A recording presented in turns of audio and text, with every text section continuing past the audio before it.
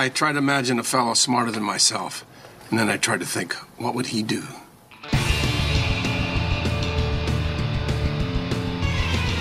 Charge up your axons, ready your receptors, and shift your lobes into upper beta phase. You are listening to Smart Drug Smarts, the podcast dedicated to helping you optimize your brain with the latest breakthroughs in neuroscience, nootropics, and psychopharmacology. Hello and welcome to Smart Drug Smarts. I'm your host, Jesse Lawler, here with our 21st episode.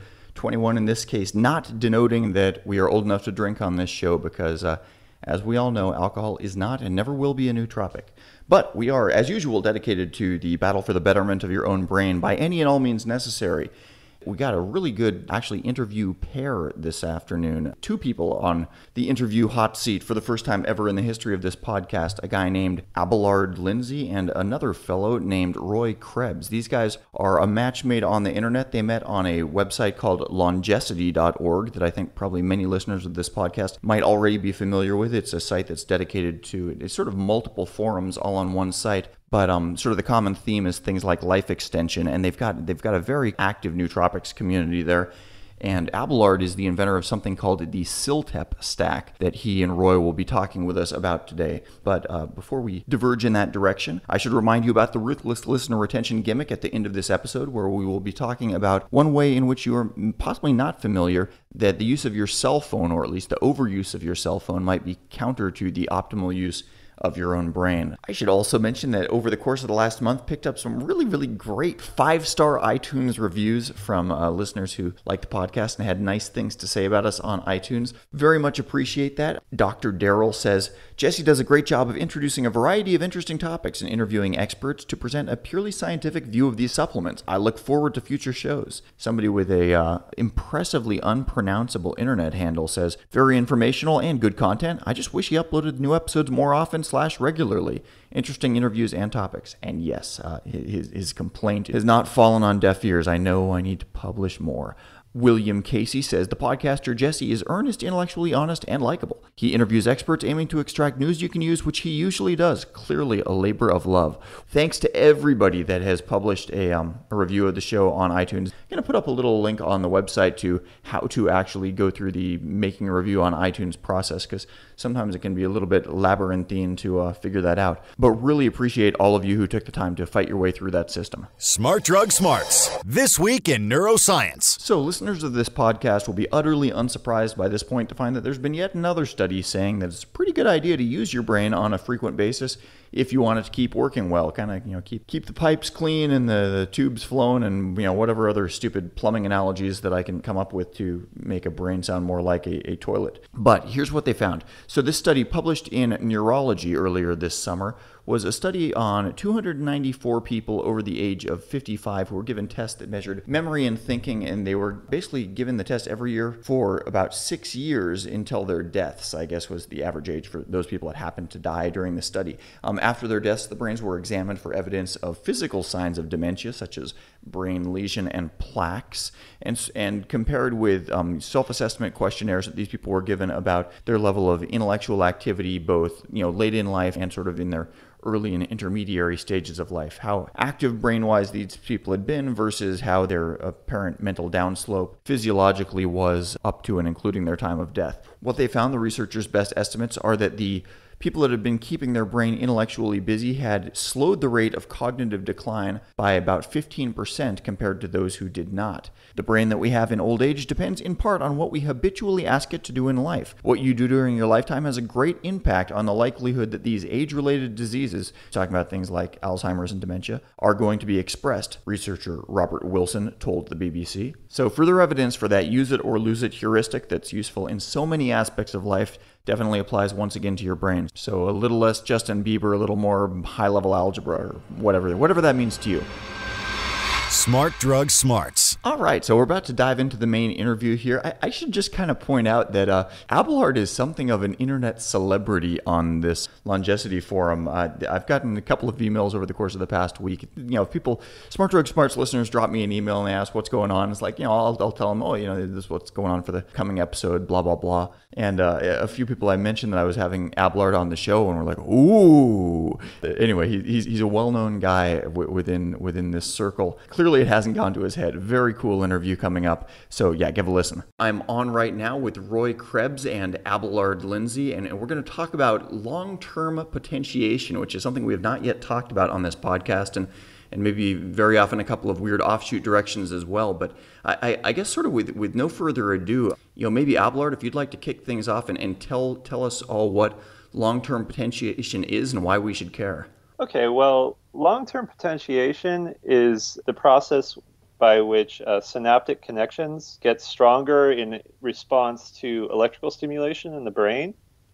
And it's a process that happens, naturally just through life experience. It's a critical part of what they call synaptic plasticity, which is how the brain structures change over time through, experience, learning, memory. It's a critical part of those processes. And back in 2011, I was researching some studies where they were making this process happen artificially in mice using two chemicals, one synthetic chemical and one naturally derived chemical. The synthetic chemical was called riliprem, and it is an inhibitor of an enzyme in the brain called PDE4. And what PDE4 does is it breaks down CAMP, which is a secondary messenger inside of many cells in the body. It's also inside of synapses. So, inside of neurons. And if people are looking up CAMP for the study at home fans, that's a small c, big AMP. Is that correct? Yeah.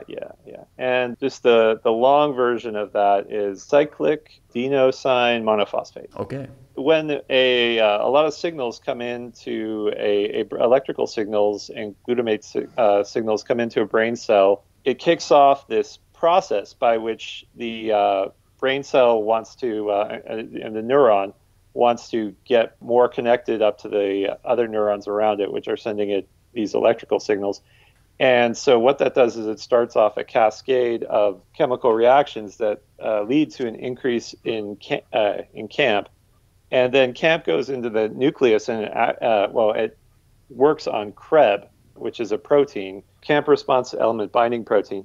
And what that does is it increases transcription of factors of genes in the nucleus to produce proteins that grow the neuron and establish this longer term memory linkage to other neurons by extending out, dendrites from the neuron to increase the level of signals that are transduced through the neuron. Right, and if we're looking at a super close model of a neuron, the dendrites are basically the little branches coming off the trunk, where basically a neuron is sending and receiving electrical impulses from the nearby neurons, right? Right, and it's and so I have this neuroscience textbook, and it shows the actual before and after long-term potentiation, and you can see that the neurons grew out after this process was started. Now, so this is a nice process that is critical to learning and memory. If they inhibit this process, in mice or whatever, it prevents the mice from learning.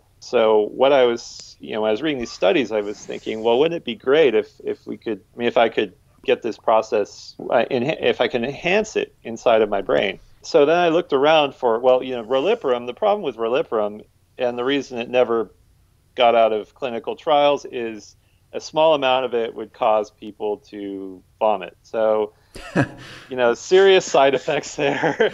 It doesn't matter how smart you are if you're constantly vomiting. Yeah. So it's great for messing around with mice and, in the laboratory, but it makes a lot of really smart mice and does interesting things to their brains, but it's not for people. So I started looking around in PubMed, which is, this great resource of medical studies. You can get full medical studies there. You can get abstracts for just about everything.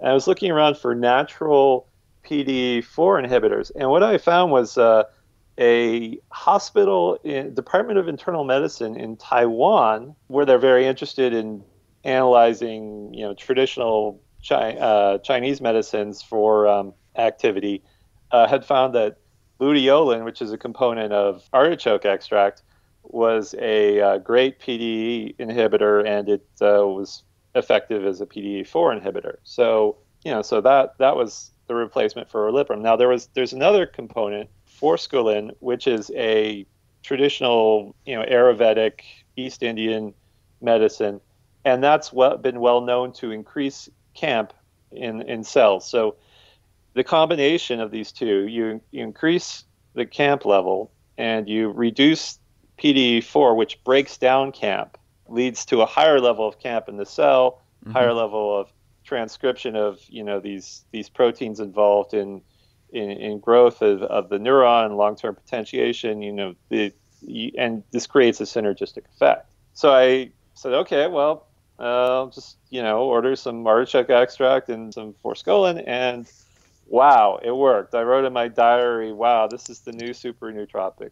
And then then I went through like a kind of interesting transformation. I just got really addicted to studying.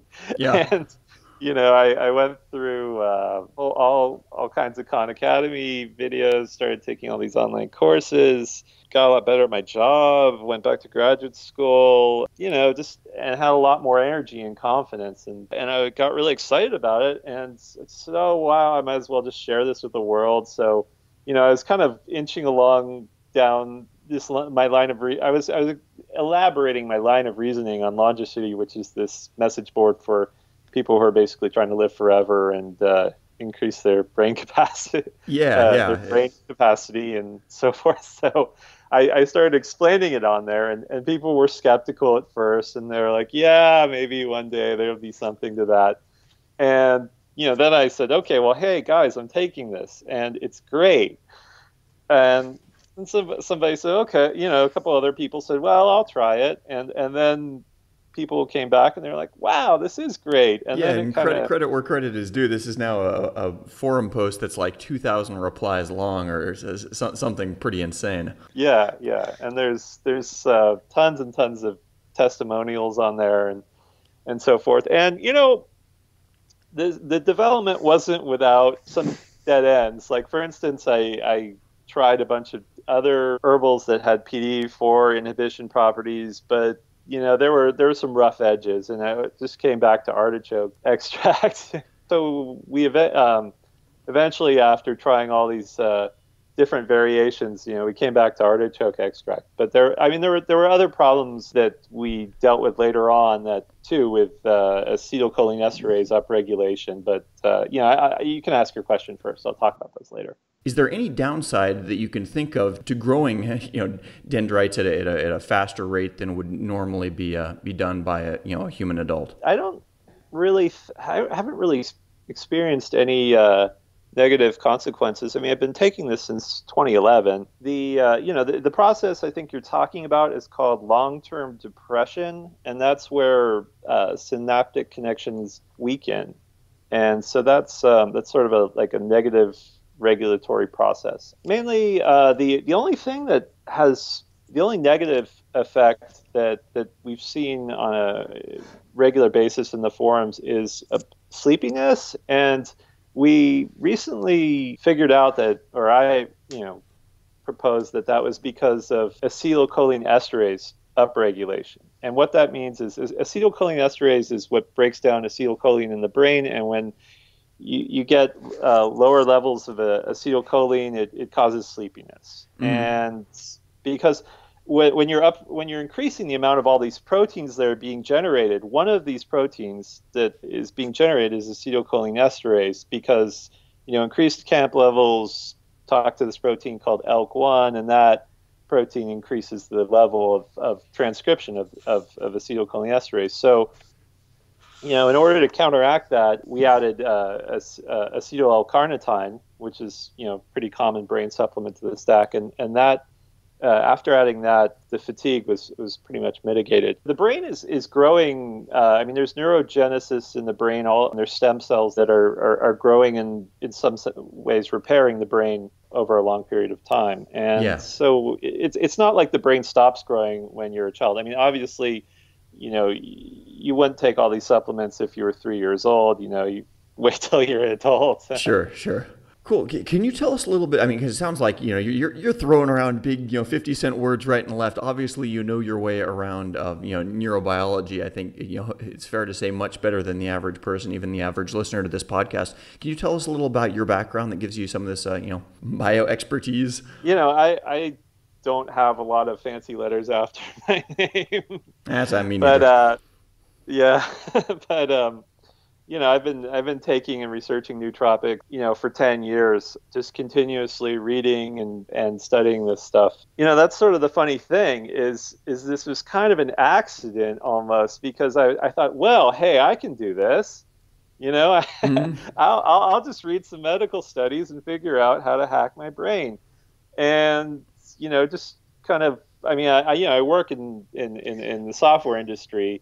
And so that's sort of the, you want to figure out how to do something, you break it down into its component pieces, you do some research, you kind of think up a way to make it work and put stuff together. And so that's what I did. And, I don't know why one thing I've seen in the medical research is that the research is going really, really rapidly now, because they've been able to, they've been able to very easily, say, remove genes from mice, so they can say, okay, well, we're going to remove this protein and see what it does. I mean, they weren't able to do that. That's called like knockout mice.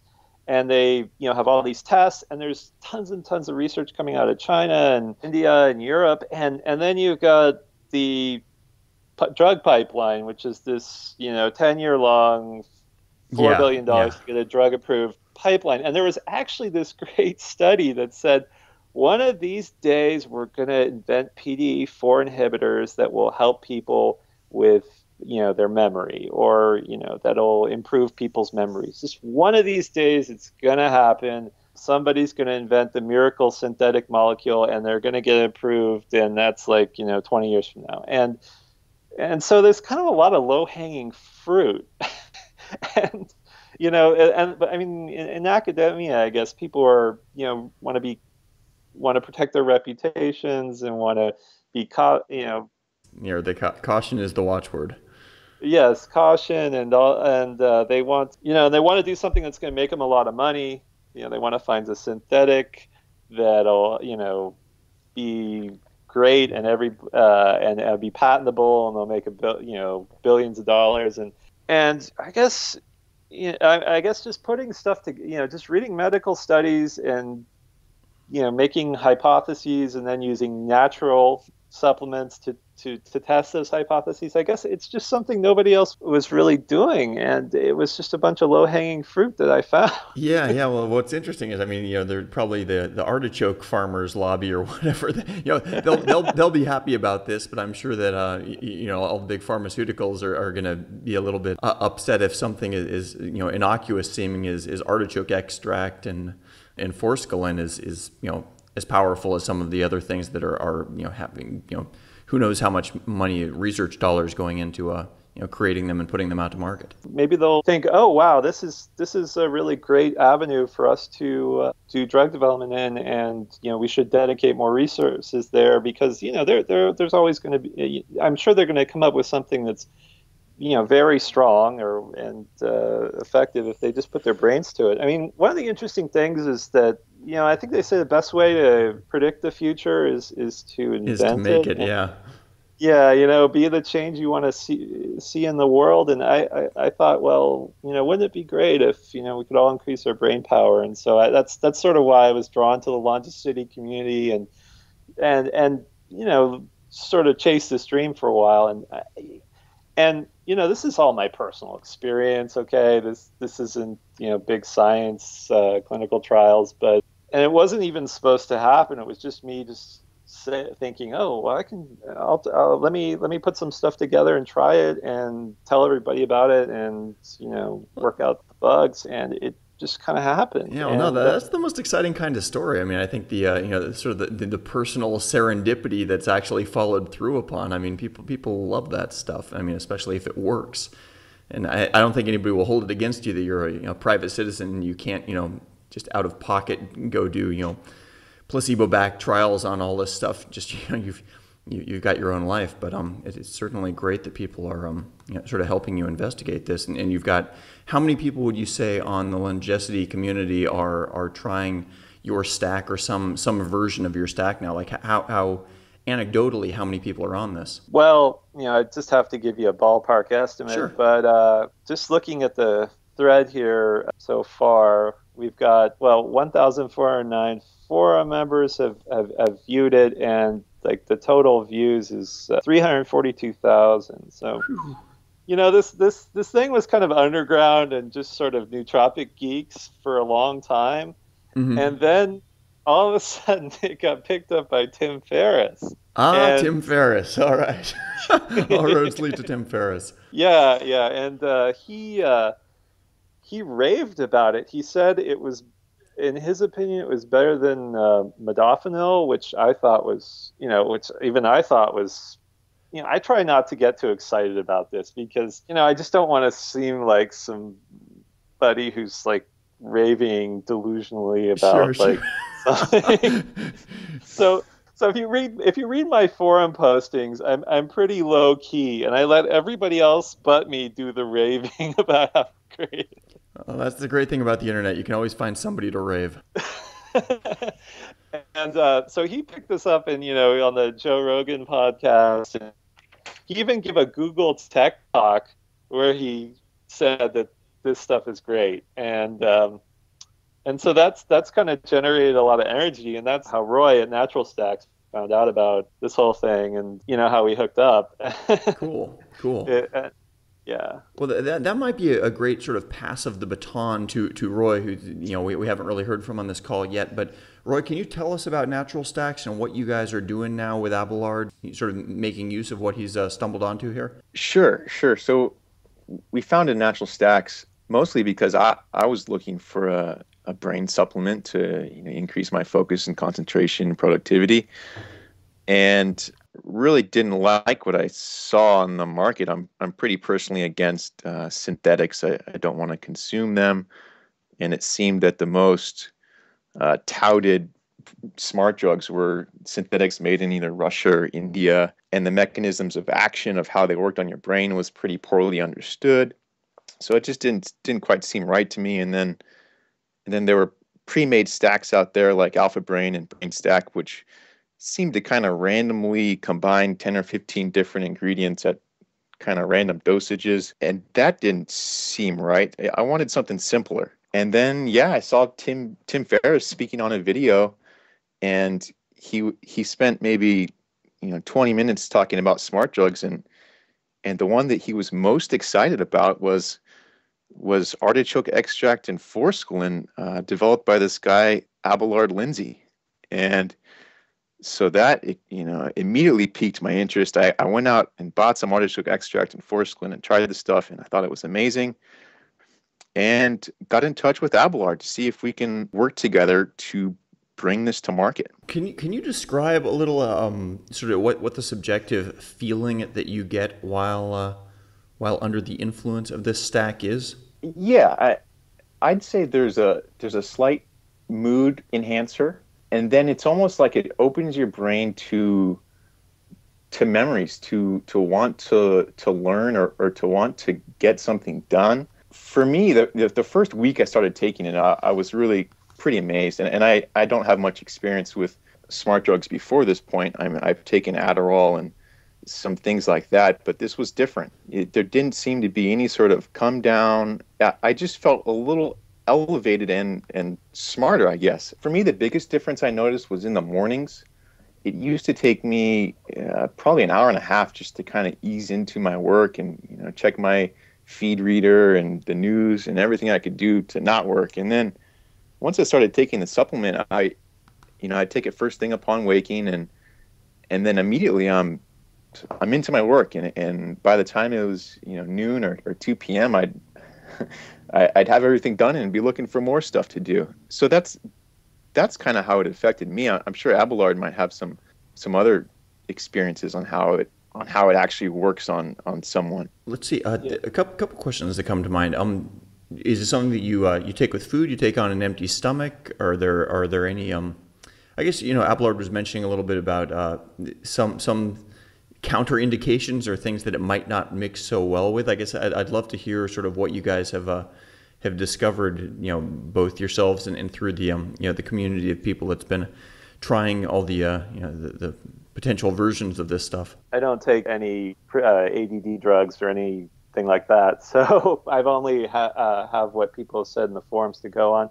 And people say that it tends to increase the effects of stimulants generally, so that's that's why we recommend that you don't take it with prescription stimulants or nicotine or alcohol, just because it dopamine is working in the brain to suppress PDE4, and that has a effect in that when you go on vacation, you remember everything because it's really interesting and novel. Novelty is like a dopamine effect, and so it's sort of triggering an increased ability to encode memories. When you come in contact with something novel. So, these stimulants, they work on the dopamine system, so that kind of interacts with it, and it has a synergy, which may, for some people is a little strong. Like one person on the forum had to lower their Adderall dosage way down because it was just too much, for example. So I'd be careful when you're mixing it with any kind of stimulant. I mean, caffeine's fine. Sigh of relief. Yeah. I was reading on the forum that you'd tried out. It was, I believe, a South African vegetable that you substituted in to try instead of the artichoke extract. Can you say anything about that one way or another? Some of the other herbs that you've given the Pepsi challenge to? Sure. Well, that one you're talking about is Zembrin, which is a extract of Kana, which is a South African plant that's very serotogenic, so it's makes you kind of happy, and it's a little too much. But Zembrin was this extract that they made out of it where they reduced the serotogenic aspect of it and they increased the PDE4 inhibition aspect of it. And apparently in studies that they've done, they say that they completely inhibited PDE4 when taken orally. And so I took the Zembrin for a while, and it's really strong. Like, I didn't want to do anything but study. It's like, why do anything else but study? I was doing like 4 Coursera classes at the same time and keeping up with the homework, and it was kind of ridiculous, and it was right. It was a little too much, Great for your studies, not so great for your social life. Right.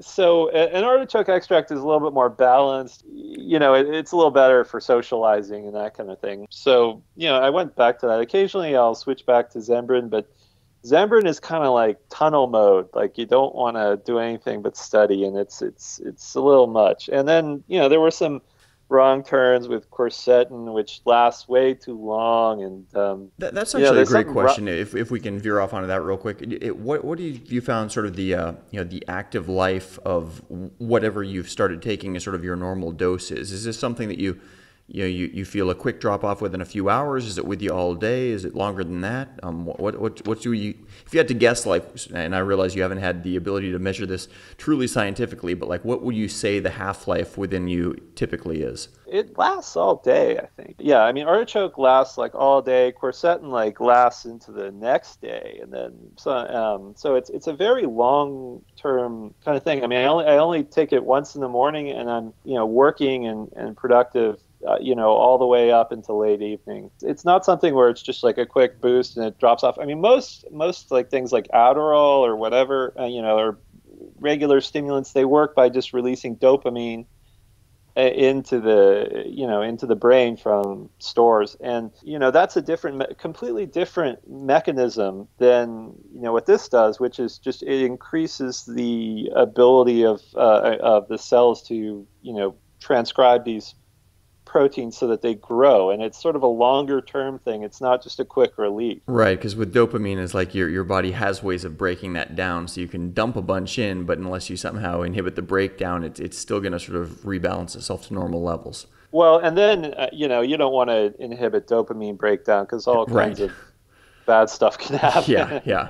There's a lot of, when I'm researching things, I'm always looking for like, what's the downside of this, or, what can go wrong here, So for instance, some people were, talking about, isn't L-Dopa a great, dopamine precursor? And I was, I was searching around in PubMed and whatnot, and that skips too many metabolic steps. It skips past tyrosine hydroxylase and all that stuff that's kind of sitting there regulating the amount of dopamine that's getting metabolized into the brain, and if you get too much dopamine, it can cause neurotoxic effects. So I recommend against L-Dopa as a supplement, for example. One thing I just wanted to talk about was that I think that learning and memory is kind of a state of arousal, okay? Because, if you go on vacation, you remember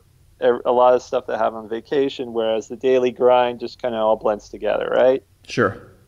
And, there's a PDE5 inhibitor that I'm sure you're very aware of. There's two of them that are very popular, one, Viagra and Cialis.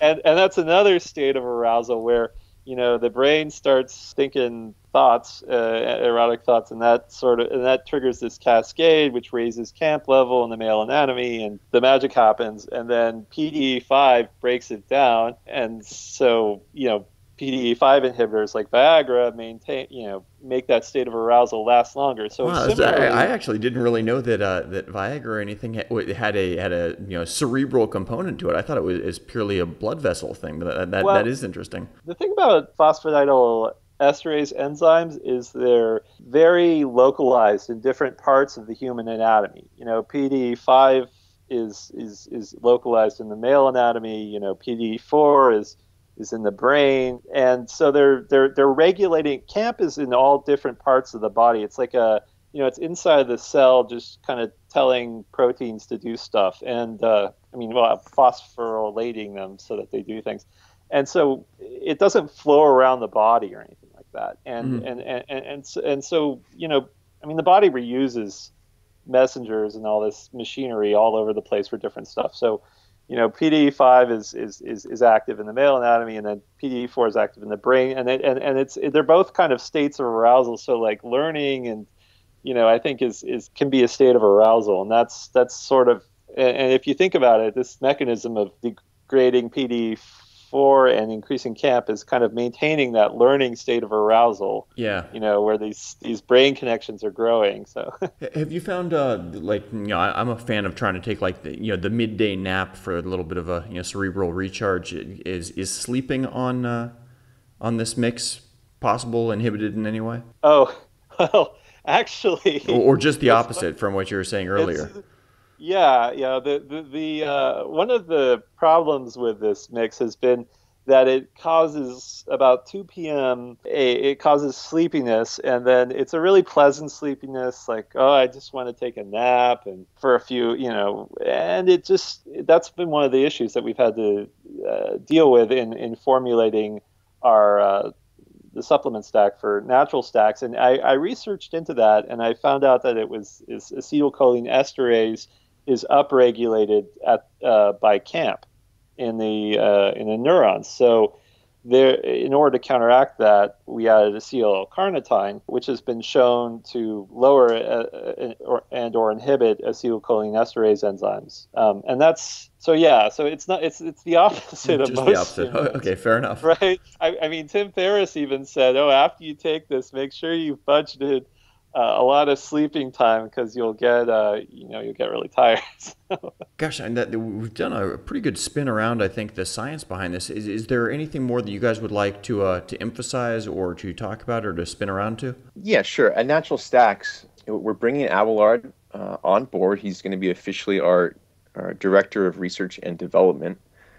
And each product that we release will only have several proven ingredients with real, nutrient properties, and each ingredient will have a very defined biomechanical purpose to enhance your cognitive state. We're going to be very transparent focusing on natural supplements. And yeah, we're excited. We're launching with 2 products. One's going to be a caffeine stack, which is kind of going to be our go-to. I think it will be very popular. It's simply caffeine powder mixed with L-theanine, which is a natural amino acid that is found in green tea. Right. And so L-theanine helps smooth out and relieve some of the negative side effects of caffeine, leaving a much kind of purer state of alertness than just caffeine itself. So it really does do a great job of removing any jitteriness or crash that people typically experience with caffeine. So we're really excited about that. And then, our second product that we're launching with is going to be the Ciltep stack, which Abelard, has spent the last couple of years developing.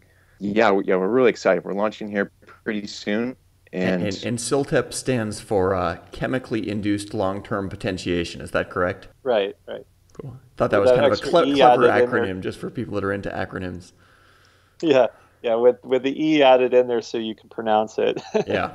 One of the things I'd like to talk about too, Roy, if you're done, is that developing this. I've been very open with all of my research, and I almost, I try and model this after an open source project, because I come from software where everything's out in the open and people are free to contribute and explore the science in a public forum. And, I think that smart people who are, writing software and all that stuff should be able to, explore neuroscience just like any other field by, reading the research and discussing it. And and on Longicity, there's been some other projects that have been going on that have been exploring different aspects of neuroscience. For instance, how to optimize mitochondrial function, and then there's the longevity stuff, like how to prevent degradation of